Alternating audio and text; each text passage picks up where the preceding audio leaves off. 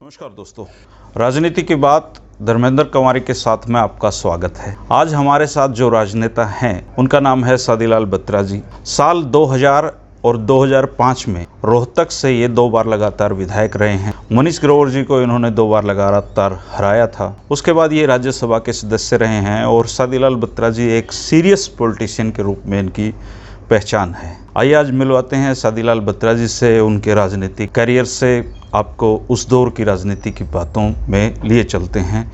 बत्रा जी, आपका चर्चा में स्वागत है। थैंक यू, धन्यवाद जी आपको। बत्रा जी, उम्र कितनी हो गया? मेरी 2 जनवरी 1940 है। तो आज़ाद हुआ तब तो आप ठीक ठाक थे? मैं तीसरी में था वहाँ। तो कुछ याद है आपको पार्टीशन की बात? पार्टीशन याद है, सारा मुझे बताइए थोड़ा, आप कहाँ से थे पाकिस्तान में? मेरे दादाजी तो जंग में थे। जंग के? हाँ, मेरे एक कज़न अंकल वो जंग में वकालत करते थे। अच्छा। मेरे पिताजी मुल्तान में आ गए थे। एक दुकान हमारी मुल्तान थी और एक दुकान हमारी जहानिया मंडी में थी। अच्छा। 2 दुकानें चला आड़त की चलते थे और हमारी लैंड भी थी जो मुल्तान और जहानिया के बीच में। तो मैं तीसरी क्लास में जहानिया में पढ़ता था। जहानिया में पढ़ रहे? स्कूल का नाम याद है आपको? सरकारी गवर्नमेंट स्कूल था। अच्छा। अब इतना तो कितने हिंदू परिवार पढ़ते थे उसमें बच्चे? जहानी में अच्छी मंडी थी। अच्छा। अच्छी सारे जो व्यापार था वो हिंदुओं के पास था। तो जब पता चला कि आप लोगों को जाना है? नहीं, तो मैं उससे पहले छुट्टियां थी, स्कूल बंद थे। अच्छा। तो मैं उन दिनों ये खजूरों की होती थी, हमारे गांव में खजूरों के बाग थे जंग में। अच्छा, जंग में खजूरों के बाग थे। तो शौक होता बच्चा, मैं तो खजूरें खाने जाऊँगा। अच्छा। तो मैं वहाँ गया हुआ था। हाँ।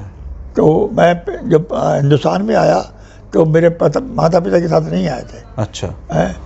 पिताजी तो बाद में भाई एयर आए थे वहाँ मुल्तान से दिल्ली। अच्छा। हाँ, और माता जी उस वक्त ट्रक का करवाया चल रहा, सारे फैमिली वहाँ उससे आए थे जी। लेकिन मैं वहाँ फंस गया था।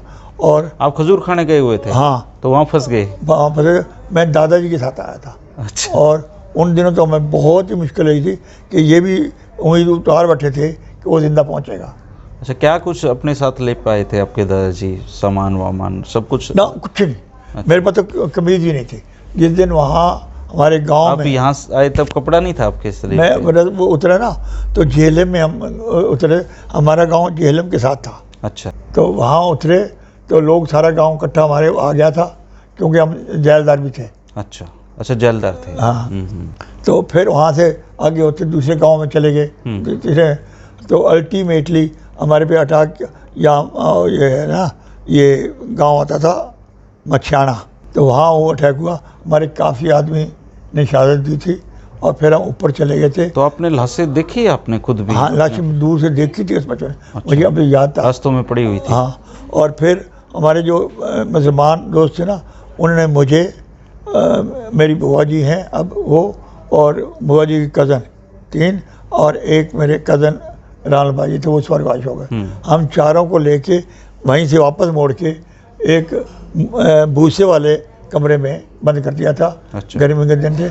हम तकरीबन 1.5 दिन वहाँ अंदर रहे। अच्छा। हाँ, और फिर वो निकाल के ले गए थे और आगे जो मुसलमानों का बड़ा गांव था वहाँ ले गए। वो मेरे जो कज़न अंकल एडवोकेट थे अपना लाहौर में, उनके दोस्त थे। अच्छा। तो आगे कहने के अब आप सेफ हो। वो आए थे हम मारने के लिए। उन्होंने पहले हमारी लाशों में जाओगे फिर इन बच्चों को। जो मुसलमानों ने आप वहाँ मदद की आपकी? बहुत, वो उन्होंने मदद की। और फिर मिलिट्री आई थी तो मिलिट्री को हवाले कर दिया। उन मिलिट्री उन्होंने भेजी थी अंकल ने जी कि उनको लेके आओ। और मिलिट्री वाले को उन्होंने उस वक्त लाखों रुपया किया था, ये दे दो। उनके वहम हो गया था कि हमारी लैंडेड प्रॉपर्टी काफ़ी थी, तो अगर ये बच्चे आ गए तो इनका कोई वारस नहीं बचेगा। अच्छा। और ये ज़मीन हमें मिल जाएगी। अच्छा। अच्छा। अच्छा। वो तो लेकिन कि उन्होंने कहा ना, ये नहीं हो सकता, ये बच्चे तो सेफ हैं और इसके लिए कोई कीमत भी लगाओ तो नहीं लगता। तो आज भी मुझे याद है कि हम तो दादाजी के साथ आप ट्रक में आए? ना, हाँ, दादाजी भी अलग हो गए थे वहाँ। अच्छा। जब दौड़े थे ना पीछे आगे, तो दादाजी भी अलग हो गए थे। अच्छा, जब लोग पीछे आपके दौड़े हाँ। मारने के लिए, तो फिर हम तो जाके आगे इकट्ठे हुए थे जंग में। वहाँ कैंप लगा हुआ था झंके में? हाँ।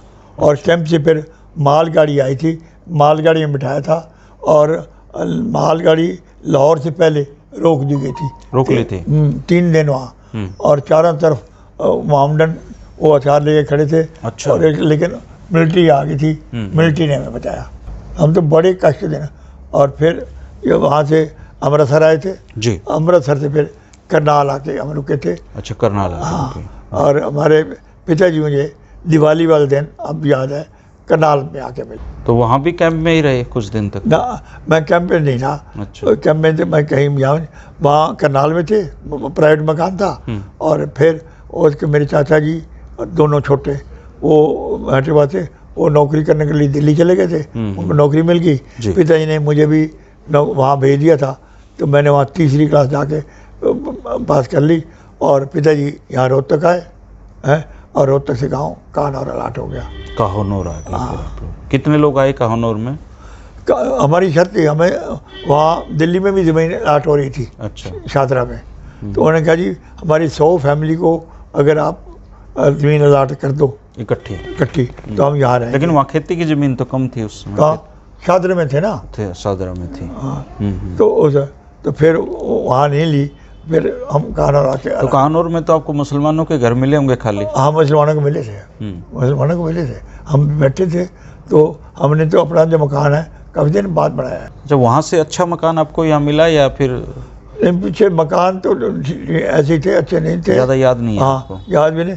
लेकिन हमने जो है ना 64 में 64 में वो मकान गिरा के तो नया मकान खुद बनाया। तो वो जिसके मकान में आप आए थे वो कभी आए पार्टीशन के बाद कानौर में? वो नहीं आया। या वो मार दिए गए थे वो भी? को पता नहीं, अच्छा, कुछ पता नहीं। कुछ पता नहीं है। तो जब आप रोहतक में आए कानौर में, तो रोहतक कैसा शहर था उस समय? ये रोहतक तो बहुत छोटा शहर, बहुत छोटा। बताते यहाँ पे पशुओं का बहुत बड़ा कारोबार था। वो कारोबार चलता था उसमें, लेकिन यहाँ छोटा। यहाँ जब बैठे हैं तो ये ज़मीन, ये जो डीएलएफ की जमीन, डीएलएफ की है, ये भी खाली पड़ी थी। अच्छा। ये उस वक्त मुझे 45 रुपये गज मिलती थी, नहीं ली। बाद में मैंने यही ज़मीन 90 रुपये गज ली थी। ये जहाँ बैठे 90 रुपये गज? हाँ। अच्छा, कौन साल में लिया आपने ये? ये मैंने लिया है अब तो 69-70 में। ये तो ये 90,000 गज भी ना मिले, महंगाई तो इतनी बढ़ गई है। ये कलिंगा जो सामने मेरा है, ये 45 रुपये गज ली थी। अच्छा, इतने?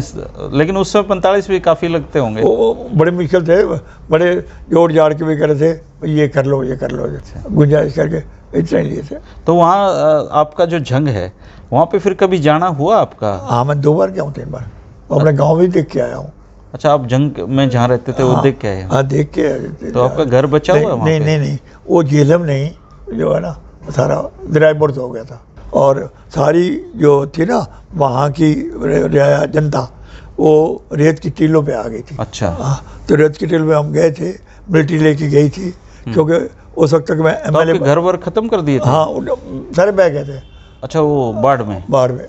तो मैं उस वक्त एमएलए था, तो मैं यहाँ ऑन डिप्टी गया था लाहौर गवर्नमेंट इन्विटेशन पे। अच्छा। तो वहाँ के जो चीफ मिनिस्टर थे उनसे भूपेंद्र सिंह हुड्डा मेरे साथ थे। हाँ। हमने उन्होंने रिक्वेस्ट की हम जंग जाना चाहते हैं। अच्छा।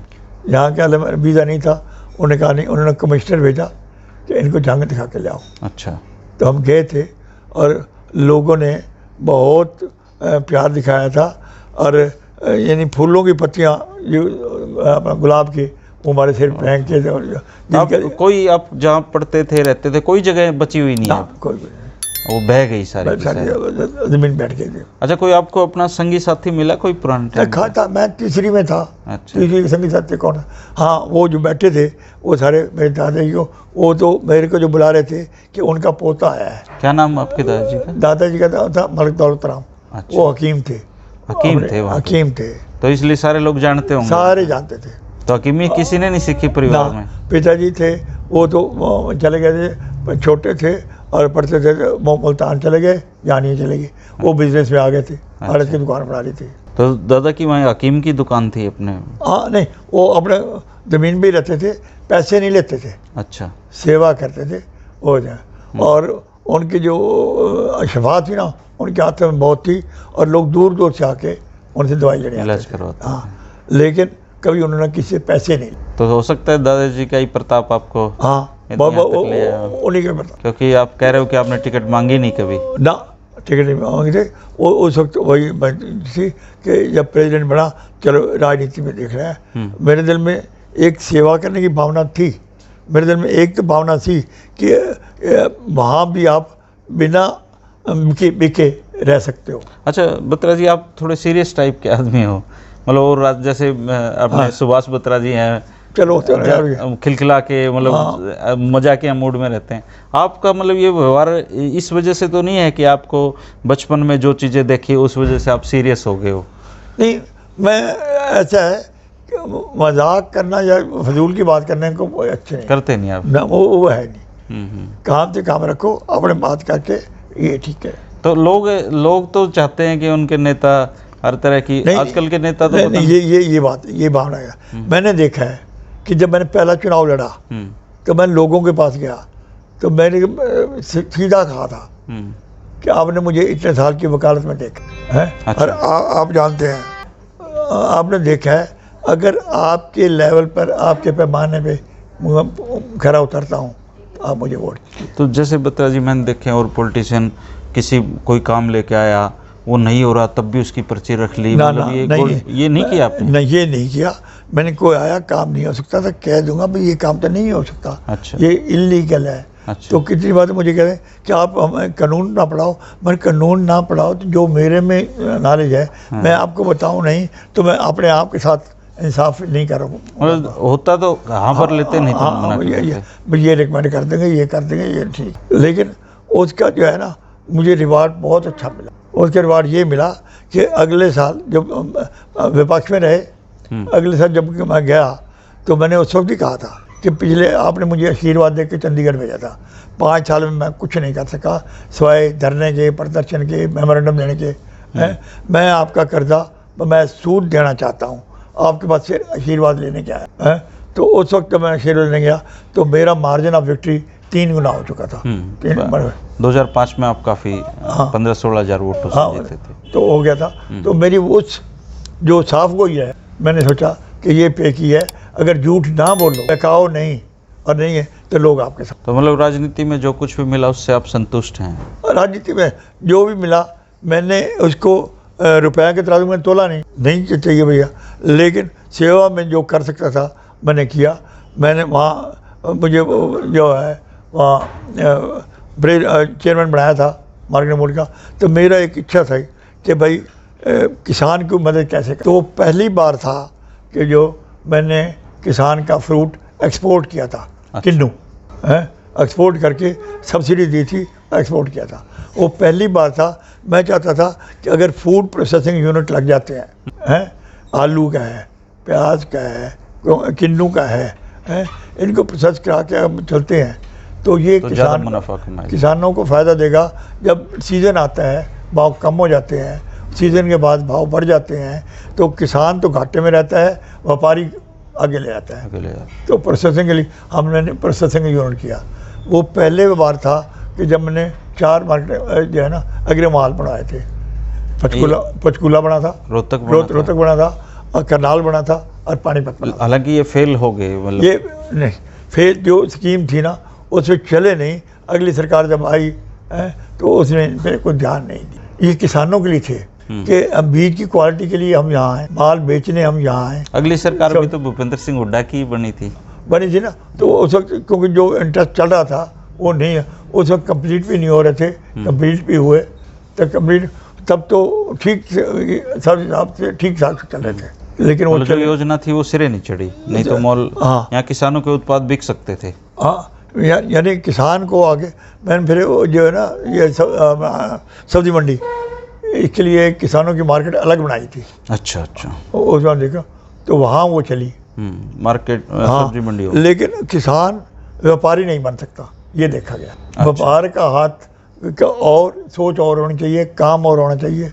वो खेत में रहेगा तो कैसे सारा दिन बैठेगा, यहाँ शाम तक वो चलता रहता है। मतलब किसान को व्यापारी बनना होगा। हाँ, व्यापारी बनना होगा अगर आगे बढ़ना है तो। हाँ, व्यापारी है क्या ना, व्यापारी की दिशा अपनी है, किसान की अपनी है। अब तो किसान को अगर ये चाहते हैं कि किसान जो हमारा कहने को तो अन्नदाता कहते हैं, कहने से कहते हैं कि रीढ़ की हड्डी है सारे व्यापार के, लेकिन कोई किसान नहीं मिला कि जो अपने बच्चों की पढ़ाई का, अपने बच्चों की ब्याह शादियों का, अपने खुशहाल होकर वहाँ से गुजारा कर सके। उसका हमेशा है कि धोती फटी होगी या कमीज फटी होगी। ये किसान की हाँ, दशा। वो किसान हो गया कि जिसने उस काम के अलावा और कोई काम शुरू कर दिया। हम बच्चे थे, मैं यहाँ वकालत में आ गया, मेरा छोटा भाई वो चार्टर्ड अकाउंटेंट है, वो दिल्ली चला गया, तो हम थोड़े ठीक रह गए कि हमें उस सिर्फ खेती की ज़मीन पर निर्भर नहीं रहना पड़ा। अकेले खेती पे रहते तो नहीं बढ़ पाते। नहीं बढ़।